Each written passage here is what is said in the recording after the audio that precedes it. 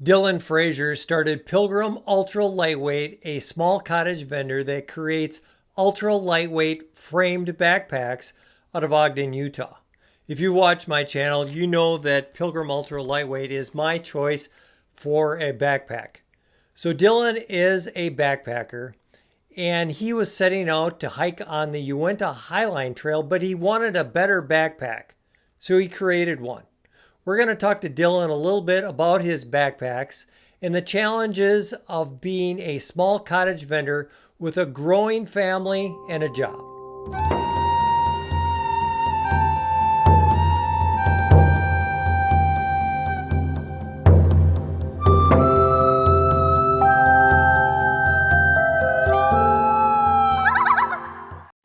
All right, we're going to bring in my favorite person from Utah and the maker of my favorite backpack. It's the man, the myth, the legend. Hey, Dylan, how's it Hey. going? Oh, it's going really well. How are you, Jeremy? Oh, I'm doing real good. How are things out in Utah? They're really, really busy.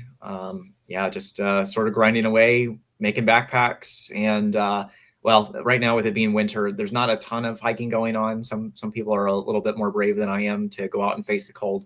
Well, I'm a little bit of a warm weather hiker, I'm afraid. Sure. So you do make my favorite backpack. I have two of them called the Highline. Why don't you tell us a little bit about Pilgrim Ultra Lightweight and why you started making gear? Yeah, absolutely. So I started Pilgrim Ultralight back in May of 2022. And I sort of have always been a little bit of a tinkerer. If you ask anybody who knows me, they'll tell you I like to tinker with things. I like to make things myself if I can. And I've been a hiker and a backpacker since I was in high school, and I guess sort of making my own gear was just sort of the natural progression of liking to hike and also being a gear nerd. I always enjoy watching like people's gear list videos and stuff like that on YouTube. I'm always looking to make things better and sort of perfect them, even if that's sort of a ridiculous goal at times. But yeah, I started making gear for myself, and back in May of 2022, I guess I set out to sort of just make a frameless backpack for myself because I thought I could make something that was maybe a little bit better suited to me than what other people were offering for sale at the time. And before I realized it, I had spent way too much time and money invested in sort of pursuing this goal of having the perfect backpack. And I realized that if I wanted to recoup some of my losses, I might need to actually sell some of the backpacks that I was making. So I had just early on an Instagram page and an Etsy account, and just started selling whatever backpacks I had available at the time. And before I knew it, that kind of had evolved into something quite a bit greater. I started to make framed backpacks because I found that they were a little bit more in line with what I personally wanted to use myself, and I figured that the best products to offer other people is stuff that's based on my own experience. So yeah, and sort of the rest is history now. So got several product iterations that are out there now, and but we're still always trying to refine and perfect things. So you talk a little bit about your experience. Can you talk a little bit more about where you went backpacking and the kind of trails that you hiked on? And um, I know that you're an ultralighter that decided you needed a frame pack, and maybe talk a little bit about that. Yeah, absolutely. So early on in my early days of hiking, I grew up in Atlanta, Georgia. I went to college in South Carolina. So in my earlier years of life, I sort of hiked a lot in either the foothills of the Appalachians or places like the Appalachian Trail themselves. So I've spent a lot of time there. In more recent years, my wife and I have lived in Utah for about 5 years now. When I got out here and started doing more backpacking out in the West, I came to realize that a lot of times out here, if you're planning to do the longer trails that are here, a lot of times you're stuck doing really long food carries. So I for a long time wanted to do the Uinta Highline Trail, and the first time I set out to do it, despite the fact I had a really low base weight for my gear, I think my gear probably weighed maybe 8 or 9 pounds. It was really lightweight on its own. But I found that once I added that 6 or 7 day food carry into the pack and a couple liters of water, the pack weighed quite a bit more than that. And it wasn't due to poor packing or planning. It was just, it's just the nature of carrying such a large food carry in one go. And I came back from that trip. First of all, unsuccessful. I unfortunately got injured on that first attempt of the trail. But in addition to that, I came back with just really sore shoulders. And I found that a frameless pack is great for a lot of people, but wasn't maybe necessarily the best choice for me, wanting to do longer trails with a single food supply. So that's kind of when I set out to make what I set out originally to be one of the world's lightest framed backpacks. That's how the Highline framed backpack came to be. I basically wanted to take something that was really lightweight and nimble, something that felt small when you're carrying it. Because a lot of framed backpacks are really, they're really tall. They come up to like the height of your ear and stuff like that. I didn't want anything like that. I wanted it to be really simple, really compact. And in terms of the weight of the pack itself, I wanted it to just be at most marginally heavier than a frameless pack, but provide a lot more comfort. And that's sort of what led us to make the Highline and offer it for sale early in the days of kind of getting started. Garage Grown Gear took us on to sell the early generation of the Highline backpack, and that's sort of where the business kind of really took off for us. So okay. So let's back up a little bit and talk a little bit about, you wanted to make this backpack for your backpacking and your hiking needs, but then you turned a corner and decided to start selling now. What motivated you to do that? I think, well, like I mentioned, I wanted to do a little bit of it to recoup some of my my losses. I never could leave stuff alone, so I found that I always had just tons of extra fabric laying around, and it kind of felt like a waste to not use all of it, and also sort of a waste to learn so much about making a backpack and how to do it well, and to only use it for myself.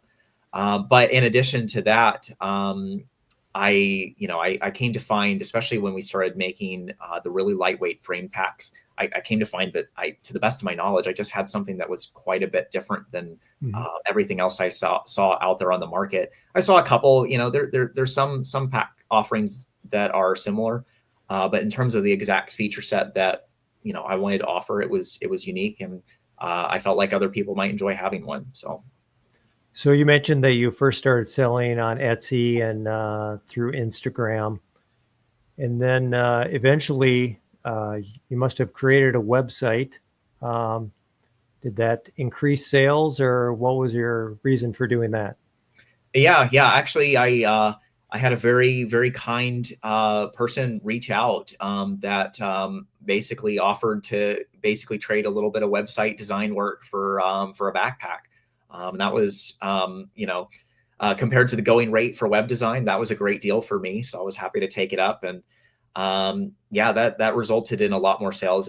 Even though we were selling, packs really well on Etsy and stuff like that, there's a certain level of validity that comes from having your own website and having, a true like home base for selling products where you can have as much information as you want to. That along with starting to sell on Garage Grown Gear, that's really when we became a little bit more of a legitimate business, and things really took off after that. So Sure. And as sales grew and there's turns and corners in life, you decided to start going full time making backpacks, and then maybe stop going full time and having a different job. And maybe if you can recount that story that we talked about a little earlier. Yeah. And I love talking about this because it's really it's sort of provides a little bit of insight into how Pilgrim Ultralight for us it's a family business. I'm married, and last year my wife and I welcomed a baby girl into the world, which she's very precious, and we absolutely love her. She's very loud too. Yeah. Sorry if she cries a little bit. Yeah, turns out babies cry. I'm learning Yeah, this. it's That's what part of they. having a home-based business, right? Yeah. And yeah, so back in I want to say it was May of 2023, I was working in insurance sales, just property and casualty insurance, nothing exciting whatsoever. I don't come into the backpack business with any sort of specialized experience or education doing that sort of thing. I've just been in sales my entire career. And the in roughly about August of 2023, the company I was working for took a little financial hiccup in our state. I got laid off with a couple months of severance, which was turned out to actually be a really nice blessing because at the time I was getting ready to really pursue Pilgrim a lot further. And that layoff actually came at a really convenient time for me. That sort of gave me a couple months to really figure things out and really get Pilgrim Ultralight well established, sort of figure out how to have a dialed in method for making backpacks and operating the business. And I did it full time for about 7 or 8 months and had a really, really enjoyable time doing it. It was about that time that my wife and I were expecting the baby to come into the world, and we kind of figured that we wanted her to mostly stay home and take care of the baby.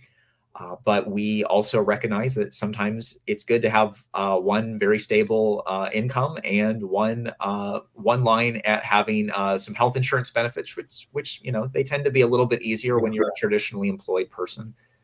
So at that time, she actually left her job to work at Pilgrim full time and take care of our baby. And I actually went back to work full time again. So I balanced my time between Pilgrim and a full time job.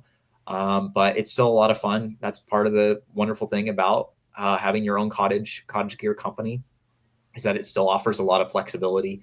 If you have family things you like to do, if you like to hike, it offers an opportunity to do that. Or if you want to work another job, you can kind of take a cottage gear company as far or as little as you'd like to, and it's been a huge blessing for our family. So working out of your house, I know you said earlier that your wife does a great job of sewing, and she's probably putting in more hours than you are right now with your other job. But is all of your gear made in your spare bedroom there? For the most part, it is. I think it's probably about 90% here. Okay. So yeah, I'll have to send you some pictures and hopefully take some pictures that don't display just how incredibly disorganized it is. Yeah. But we've got two industrial sewing machines over here, and then basically from the ground to the ceiling is just a bunch of shelves containing fabrics, Okay. buckles, all sorts of stuff. We also spill out into the rest of our house a little bit too. Of course. We have a 3D printer actually to produce Oh, some of the frame components we use. okay. And we've got like a machine that does like automatic cutting of like webbing and stuff like that. So Okay. some of it spills out into the laundry room of the house too, actually. Sure. So it's a lot of fun. And I have to admit that I have a very, very gracious wife who has always been very supportive of all of this, even though let's be real, most women would probably prefer to have their house devoid of all of these things, but she's been very supportive of it despite that. Does she hike? She does, yeah. Okay. She's not quite as big of a backpacker as I am, but Sure.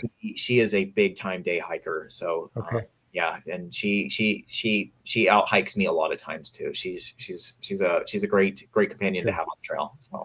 So you talked a little bit about scaling up a little bit. Do you have any aspirations or dreams of scaling up farther, or just kind of status quo? At the moment, I'm not entirely sure. I feel like we've sort of seen, I guess, a little bit of up and down in terms of the cottage gear making world. Um, at the moment, we're really pretty content where we're at. It's really cool to see cottage makers that have moved out of working out of their house. Maybe one day we'll do that. I'm not entirely sure. Like I talked about earlier, the wonderful thing about a cottage gear company is it can sort of just stay where it's at. You know, a big, large corporation, if it stays stagnant, it'll simply go out of business. But with the operation being the size it is for us, we don't have to worry about that. We can just enjoy what we're doing. I'm also hesitant to simply expand and grow at the expense of losing, you know, what makes us Pilgrim Ultralight. Like we still want to be able to offer, you know, partially customized backpacks, and we want them to be incredibly high quality. You know, that's not a corner we're ever willing to cut. So if we ever do expand, it'll be very cautiously done. At the moment, we're really content where it's at. But I have to admit that the idea of having maybe a little workshop here in Ogden, maybe even a public space that people can come, you know, see for themselves is appealing. So maybe one day in the future. So even though, you know, you are kind of keeping the scale lower, you do have a pretty good system for making sure that your lead times aren't too long. I know before you were kind of cutting off orders halfway through the month, but that hasn't been an issue lately. And I understand people can probably get their packs pretty quickly right now. Yeah. So we kind of introduced that last summer, back in, I want to say it was May, June, July kind of days last year. We just had a huge level of interest in our products, which is awesome. We didn't want people to have to wait, you know, 15, 20 weeks for a backpack. So we did sort of implement a method of limiting our monthly orders. In recent months, we've not quite had to do that, which is good. We don't want our product to be super incredibly exclusive. We want anybody who wants to have a backpack to be able to order just about any time they want to. But at the same time, you know, we also got to keep things in check. We are just, you know, a family operation. And, you know, like I said, I am working full time, another job. So we don't want to be just completely overwhelmed with orders. So we found a system that we think works pretty well. And we're happy to say that right now our lead time is pretty comparable to what a lot of cottage companies have. And for the most part, we don't find ourselves needing to limit orders at the moment. So yeah, things are going well in that regard, I feel. Good. So what sort of advice do you have for people who may think about being a do-it-yourselfer and making their own gear? I would certainly say that it's definitely worthwhile. It comes with its challenges. But the really amazing thing is that I don't feel like there's ever been a better time as far as finding resources to help, you know, learn how to do it. I'll admit that sometimes like we really need like 2 heavy duty sewing machines to really produce the backpacks we do. There's a couple steps in the process that you really need like an industrial machine. So at times there's a little bit of a barrier to entry depending on what gear you're planning to make for yourself. But there's a whole community of people out there that are invested in what's called Make Your Own Gear, MYOG as it's referred to. There's a whole subreddit for it. There's all sorts of people on YouTube making content for it. So if you are wanting to make your own gear, there's plenty of resources available to you. In addition to that, there's I can think of 2 really excellent retailers that offer the fabrics and supplies that you need to get started. There's a company called Rocky Woods out of Colorado. And like for us here at Pilgrim, we offer primarily fabrics from a place called Challenge Sailcloth. And they're very high-end fabrics. And the cool thing is, if you want to make a backpack with those same fabrics, you can go to Rocky Woods and buy them. They have pretty much all the same fabrics we offer. And I feel like, you know, if a retailer like that didn't exist, you'd have to have a wholesale account, and you'd have to spend thousands of dollars on purchasing fabrics direct from the manufacturer. And for most people, that's just completely unattainable. So there's that, and there's also Ripstop by the Roll that has a lot of good stuff, and they also have kits available too. So if there's a gear item that you want to make, but maybe you don't feel comfortable making it purely from scratch, they might have a kit available to you. And they're one of many out there. There's a website called Learn, MYOG. I believe it's put on by one guy. I can't remember his name, but he has all sorts of amazing kits for gear items that you can make yourself too. So yeah, it's a great time to do it. Yeah, and if you like to tinker with stuff, then and you're a gear nerd, then there's probably not a better hobby for you than making your own gear. Yeah, and I think that was really clearly illustrated last week's video. Uh, I did an interview with my friend Miyagi, who is a awesome do-it-yourselfer, and we kind of talked about why he started. And he's just like you, where he's a tinkerer. He always needs to have something to do, and he's very detail oriented. In fact, right now he's making me a hot tent, which you probably know. I mean, it's very complicated, where he actually has some three-dimensional models to know, where the fabric should be cut and sewed. And I don't know, it's way above my head, but um, so it's all part of a series. We started out with that do-it-yourselfer and Miyagi, and this week we're with you and Pilgrim UL, who is the smallest of the cottage vendors that we're talking to in the series. Then we're gradually growing up or going up with Superior Gear and Danny Warnock, a local guy that makes a really innovative hammock system. And then finally, we're ending with Ben at Hilltop Packs, who, has moved 3 times. He has 16 employees, and he has quite the enterprise. But I mean, he started just like Miyagi, just like you, and the business grew. So, Yeah. what sort of advice do you have someone who may be like Miyagi and is really good at do-it-yourself projects, and maybe wants to start selling gear? I would probably recommend starting with probably something honestly like Etsy, because it's really easy to just go and make your own Etsy account, and it gives you a platform to sell stuff on. Um, I would recommend that as far as choosing what to sell or what to make, I find that the best thing is products that come from your own experience in the hiking and backpacking world. Um, you know, uh, Personally, I don't feel like there's a whole lot of reason to just sell stuff for the sake of it. But if you have something new and innovative, then what better place to start than in the ultralight or even just normal backpacking world. It's been really cool to see the way garage grown gear has sort of grown over the years. If you go on there, there's all sorts of people that are making innovative and new stuff. So I'd recommend starting with maybe a product design that you've never seen somewhere else. And yeah, it's really easy to kind of get your foot in the door selling on a place like Etsy. Or heck, I even sold a couple things just by speaking to people over Instagram and stuff like that. So there's a lot of opportunities for sort of dipping your feet into selling gear before you got to go into the whole starting your own LLC and dealing with figuring out like the legal logistics of starting your own company and stuff like that. There's plenty of ways to dip your toes at first and kind of figure things out and find out if you enjoy it too, because it is a lot of time and effort to really start something beyond just that. And yeah, it kind of gives you an opportunity to figure out if you enjoy doing it. So let's talk a little bit about your gear. And just briefly here, I'm going to bring up your website. And right now you're selling 3 different backpacks. We've talked a little bit about the Highline, but you also have a pack that's a little bit larger and one that's a little bit smaller. Maybe you can explain to us the difference between the 3 packs. Yeah, absolutely. I keep meaning to make a YouTube video about this. We do have a YouTube video or a YouTube channel for Pilgrim Ultralight.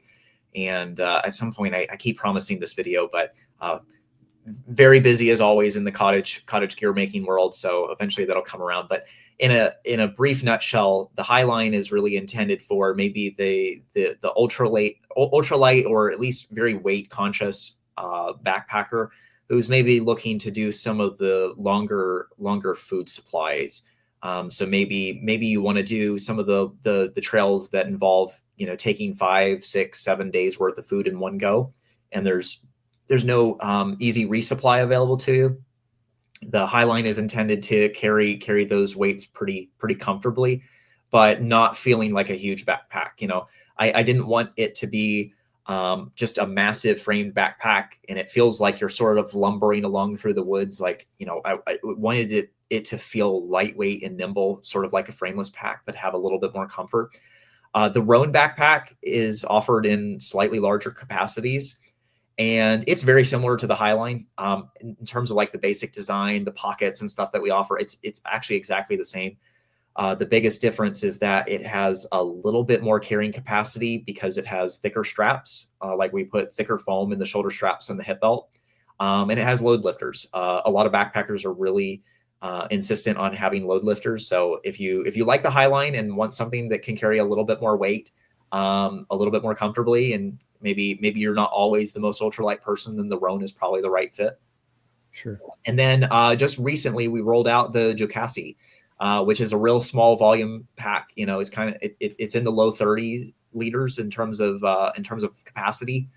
And basically the idea I had for it is that I wanted to take the idea of a lightweight framed backpack to the furthest extreme and really just, you know, trim as many unnecessary features as possible. It can't carry quite as much weight as the Highline or the Roan, but it should be still quite a substantial comfort increase over a frameless pack. We kind of put it at about, you know, a comfortable capacity around 25 to 30 pounds. But it only weighs 17 ounces. And as far as that goes, I'm not sure if it's the absolute lightest frame backpack I've ever seen, but it's definitely at least up there. So for those that really want to, you know, shed every single ounce, that might be the right fit for them. Every single gram, right? Yeah. And I have to admit, I kind of fall into that realm. Sometimes I obsess a little bit too much over weight. So yeah. So is there anything else that the viewers need to know about Pilgrim Ultra Lightweight? I can't think of anything huge. You know, like we talked about, we're just a family run operation. I do like to, I take a little bit of pride in saying that, of course, everything that we offer, we build in-house, as we talked about. But in addition to that, we seriously, we don't sell any products that I don't personally use. All the backpacks that we just talked about, and we've even offered a couple other different products over the years. Every single thing we've ever offered is based off of my experience backpacking. I have never wanted to offer something that doesn't sort of offer something different than what I see elsewhere out there in the ultralight backpacking world. So yeah, we take quite a bit of pride in that. We want to make sure that everything we offer is very high quality and is something that is legitimately useful. So yeah, feel free to check us out. We're at pilgrimul.com. So yeah, everybody check out the website. And while you're there, after you've checked out that website, don't forget to subscribe to Midwest Backpacker. Absolutely. Punch the bell notification. I know you watch the channel. You reached out to me on Instagram a long time ago, so I appreciate that. Speaking of Instagram, Midwest Backpackers on Instagram and Facebook. Got to make all. Hey, Dylan, what's that? Got to make all the plugs. Oh yeah. Gotta bring in the dough somehow, right? So, Dylan, I really appreciate it. We have to hike together sometime, man. You should come out to Minnesota. Yeah. What kind of long trails do you guys have out there? We've got the Superior Hiking Trail, which is like 300 and some miles. But my favorite place to go is up in the Boundary Waters canoe area, which, if you're unfamiliar, just pristine, just 10,000 lakes, right? Northwoods, lakes, but a lot of people canoe it, but there are some great hiking trails up there as well. Jeremy, I've literally never done a single amount of hiking in Minnesota. So yeah, you got me intrigued. I always love seeing the videos you film. Up there. Yeah, it's a completely different world than what I'm used to in like the Southeast and especially out here in Utah. So yeah, I'll have to take you up on that. And out west is actually my favorite place to go hiking, whether it be Colorado or Utah. And I don't know, I'm looking for someplace this summer. Got any ideas? Yeah, I think you probably ought to check out some of the trails I mentioned, like maybe like the Teton Crest Trail or the Sawtooth Wilderness Loop. I guess you've done the whole Colorado Trail, right? I have, yeah. Okay, well maybe not that one again just yet, but I mean the amount of hiking that is out here it's just endless, and Utah is cool because we've got like the high elevation stuff, but we also got like some desert stuff if you like to do that too. So okay. Just an endless world out here. So I have never done a desert trip. That would be interesting. Yeah, I've done very little of it too, despite the fact that we literally like live in a desert. So maybe at some point, maybe you got to come out and join me for a desert hike. So. Yeah, and we can probably give Devin a call out there. Devin is the man when it comes to the desert trips. He really knows his stuff. I've been wanting to hike with him for a long time too. So yeah, I bet you he'd join us. So, but anyway, let's wrap this thing up. I really appreciate it. And, if we do go out to the desert or Minnesota or the mountains of Utah, we'll see you on the trail.